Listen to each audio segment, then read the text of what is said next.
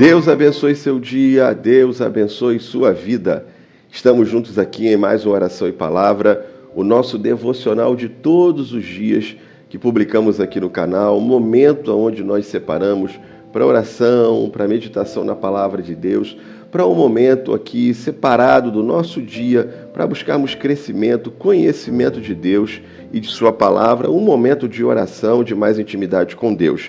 E eu quero agradecer a você que tem me acompanhado diariamente aqui nesse momento de oração, nesse momento que nós separamos para estar um pouco na presença de Deus.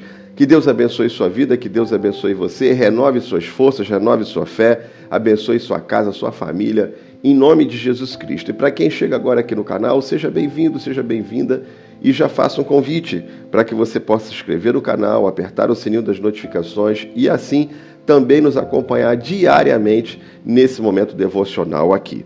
Hoje a nossa meditação está no texto de Oséias, capítulo 4, a partir do versículo 1, onde a palavra de Deus diz assim: Filhos de Israel, escutem a palavra do Senhor, porque o Senhor tem uma controvérsia com os moradores da terra. Não há verdade, nem amor, nem conhecimento de Deus na terra, mas apenas juramento falso, mentira e assassinato, roubo e adultério, a violência e homicídios sobre homicídios. Por isso a terra está de luto, e todos os seus moradores desfalecem, juntamente com os animais do campo, com as aves dos céus, e até os peixes do mar estão morrendo. Através do profeta Oséias, Deus traz um alerta, um aviso, uma repreensão contra o comportamento dos moradores da terra.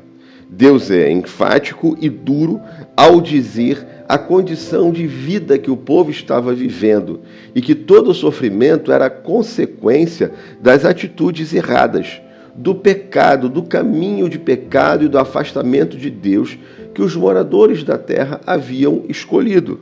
No versículo 3, ele diz assim: Por isso a terra está de luto, todos seus moradores desfalecem, juntamente com os animais do campo, com as aves dos céus e até os peixes do mar estão morrendo. Então ele está falando assim, está havendo um momento de sofrimento sobre a terra. Os homens estão sofrendo, eles desfalecem, há luto na terra, há sofrimento, há escassez, animais estão morrendo. O entendimento aqui dos animais morrendo era de um momento onde havia menos alimentos. Por exemplo, quando ele fala sobre os homens desfalecerem, é sobre as doenças e enfermidades vindo sobre a humanidade. Então, tudo isso era parte da ira de Deus sobre um povo, sobre pessoas que haviam preferido viver longe de Deus. Como diz a palavra de Deus, escolheram as trevas, preferiram as trevas do que a luz. Então, por isso, a terra estava de luto. Por isso que, quando ele fala no versículo 1 e 2 que o homem havia se afastado, não havia verdade, não havia amor, não havia conhecimento de Deus na terra, enfim, o homem havia preferido o pecado, as trevas, do que a luz, do que a santidade, do que a presença de Deus. Os moradores da terra da atualidade também preferiram o pecado, também não há amor, também não há verdade, também só há adultério, homossexualidade, prostituição, tudo aquilo que o homem faz exatamente por estar longe de Deus. E por isso vale para nós a mesma condenação, vale para essa geração a mesma condenação que havia para aquela geração. Mas tem mais, porque a repreensão maior de Deus não era sobre as nações fora Israel, mas era contra o seu próprio povo, era contra o próprio povo de Israel. Porque a partir do versículo 4, a palavra de Deus diz assim, Oséias 4:6, Todavia, que ninguém acuse, nem repreenda, porque a minha acusação é contra vocês, sacerdotes. Então, olha a palavra de Deus, ele está dizendo assim, os moradores da terra, as nações ao redor, elas são condenáveis e por causa delas a terra está sofrendo. Mas aí no versículo 4 ele diz assim, Todavia, que ninguém acuse, que ninguém faça isso. E aí Deus diz assim, porque a minha acusação é contra vocês, sacerdotes. Ele está falando sobre os sacerdotes.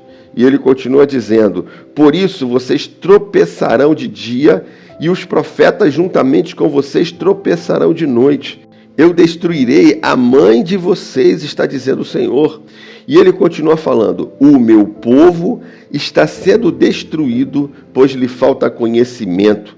Pelo fato de vocês, sacerdotes, rejeitarem o conhecimento, também eu os rejeitarei, para que não sejam mais sacerdotes diante de mim, visto que se esqueceram da lei do seu Deus, também eu me esquecerei dos seus filhos.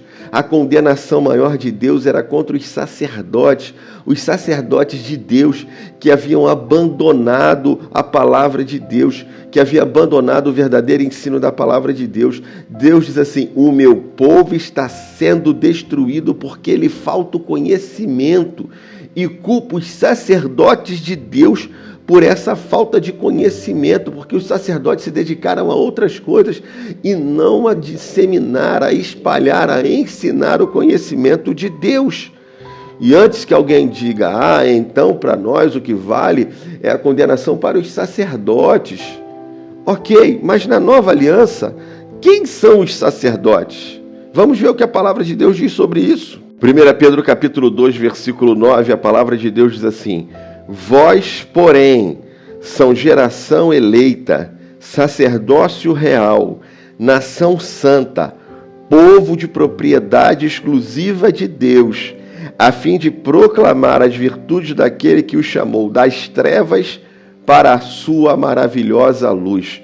Nós, na nova aliança, nós somos a geração eleita, nós somos o sacerdócio real, nós somos a nação santa, o povo de propriedade exclusiva de Deus, que tem agora o propósito de proclamar as virtudes daquele que nos chamou das trevas para a sua maravilhosa luz.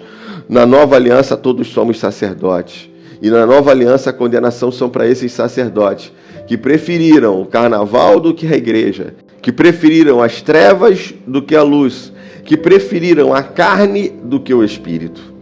Que Deus tenha misericórdia de nós e que nós possamos voltar o nosso coração para o Senhor, porque a condenação que Ele tem não é para o mundo que está pulando o carnaval, também é, mas principalmente é para os sacerdotes que abandonaram o seu sacerdócio, que se afastaram da verdadeira missão, que é proclamar as verdades daquele que nos chamou das trevas para a sua maravilhosa luz. Que Deus tenha misericórdia de nós. Oremos. Obrigado, meu Pai, pelo teu amor, pela tua graça e pela tua bondade. Tu és um Deus fiel, tu és um Deus bondoso, e hoje queremos colocar a nossa vida diante de ti, pedindo ao Senhor perdão pelos nossos pecados, perdão pelas nossas falhas, perdão, Pai, se não temos cumprido a nossa missão de disseminarmos, de ensinarmos, de espalharmos o conhecimento de Deus sobre essa terra, de ganharmos almas para o Teu reino, de sermos instrumentos de luz nesta terra que preferiu viver em trevas. Em nome de Jesus, tem misericórdia de nós, porque nós não queremos ser parte destas trevas, mas nós queremos ser a luz que prega a Tua palavra, a luz que transforma vidas, a luz que espalha o conhecimento de Deus. Em nome de Jesus, como a Tua palavra diz, como ouvirão se não há quem pregue? Como ouvirão se não há quem se disponha a ir, a pregar, a anunciar a palavra, a ser instrumento de luz, a ser homens e mulheres de Deus no meio de um mundo perdido? Deus, em nome de Jesus, tem misericórdia de nós. Eis-nos aqui, Pai, como Isaías se apresentou, nós também hoje queremos nos apresentar para dizer ao Senhor, Senhor, eis-nos aqui, envia cada um de nós, envia-nos para a nossa família, envia-nos para a nossa vizinhança, envia-nos para a nossa cidade, envia-nos para esse mundo, Pai, perdido de trevas, que anda e caminha longe do Senhor, onde já não há amor, onde já não há verdade, onde só há pecado. Mas Deus, muitas vezes, nós também nos envolvemos em toda essa vida pecaminosa. Nós também escolhemos o pecado. Infelizmente, muitas vezes a igreja também não tem conhecimento da Tua palavra, não conhece o Senhor. Deus, tem misericórdia de nós. E eis-nos aqui, Pai, para conhecermos a Tua palavra, para nos dedicarmos à Tua obra, para nos dedicarmos ao conhecimento de Deus e para nos dedicarmos, ó Deus, a espalharmos esse conhecimento de Deus pelos 4 cantos dessa terra, em nome de Jesus Cristo. Obrigado pelo Teu amor, obrigado pela Tua graça, obrigado por tudo que o Senhor tem feito por nós. Eu entrego a nossa vida em Tuas mãos e eu peço que esse seja um dia de bênção, o pão nosso de cada dia. Dá-nos hoje, Pai, em nome de Jesus Cristo. Eu te agradeço por tudo que o Senhor tem feito e coloco nossa vida em Tuas mãos. Obrigado, Pai, e nos abençoe. Eu oro pelo Teu povo te pedindo que a graça do Senhor Jesus, o amor de Deus, o nosso Pai, e as doces consolações do Espírito Santo de Deus estejam sobre a vida de cada um de nós, desde agora e para todos sempre. Amém. Graças a Deus e amém. Que Deus abençoe sua vida, que Deus abençoe seu dia e fica aqui o encontro marcado para amanhã em mais uma oração e palavra. Até lá. Deus te abençoe. Um abraço. Paz.